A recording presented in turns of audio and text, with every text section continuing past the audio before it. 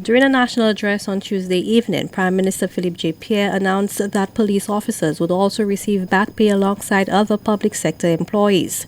This despite unconcluded salary negotiations between the government negotiating team and the Police Welfare Association for the triennium 2022 to 2025. This move, says President Cameron Law, is viewed by PWA members as highly disrespectful and not in keeping with the principles of good faith. At the list, it is gross disrespect from the office of the Prime Minister and from the Prime Minister himself. The Prime Minister is one who has said that he does not interfere in the operations of the GNC. He has said that he does not interfere in the police force. The GNT and PWA have yet to settle on an agreement related to a proposal put forward by the PWA for overtime and other allowances. At the last meeting between the parties, the GNT informed that the proposal was not considered by the government. As he always says, his father was a police officer, that he would be more understanding as it relates to the process of negotiations. We wrote to the Prime Minister. We asked that the Prime Minister intervene, or we asked a meeting of the Prime Minister when we were not getting through with the GNT. The Prime Minister responded in writing that negotiations is within the purview of the GNT, of course with the mandate of the Cabinet. And so we should continue negotiations with the GNT. And for us to hear from the Prime Minister that he has imposed, and it's nothing less than an imposition, he has imposed a hike on our salaries without our consent, is disrespectful. And it is something that we have to look at very closely and send a clear message to the Prime Minister and any future Prime Minister that we will not accept this.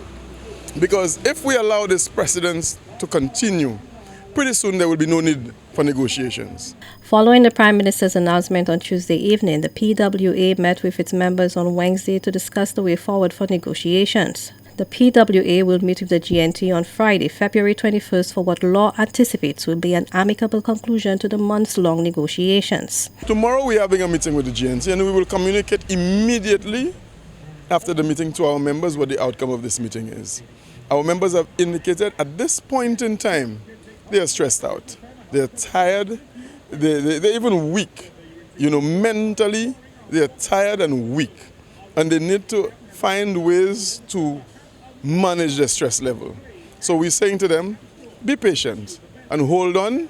We're meeting with GNT tomorrow. Based on the outcome of the meeting with the GNT, we will communicate to them, and we hope that they're in good standing and good health to accept the response or the message that we're going to send across to them based on what we hear from the GNT, and we will have a fruitful and productive weekend going forward.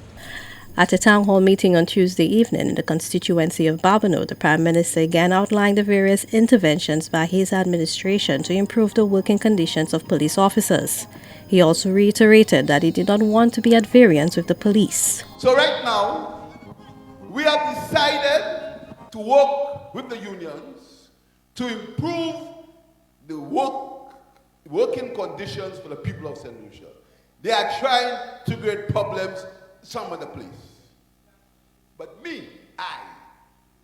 and the Cabinet, if they think they will ever get me to look for trouble with people who serve this country, if they think that I will create any situation where the people of this country cannot get the security that they need, let them think again. Think again. The National Workers' Union has also responded to the Prime Minister's pronouncements that fortnightly workers would also receive back pay. In a February 19th statement, the NWU called the announcement a flagrant attempt to disrespect, undermine, and interfere with the collective bargaining process.